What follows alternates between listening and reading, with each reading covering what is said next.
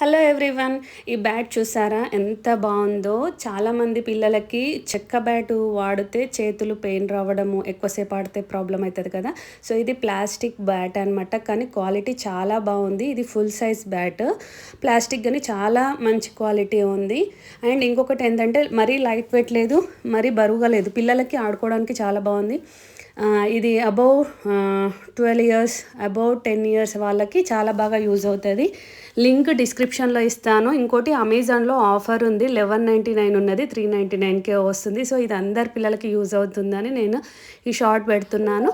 Link డిస్క్రిప్షన్లో ఉంది, వెళ్ళి మీరు పర్చేస్ చేయొచ్చు.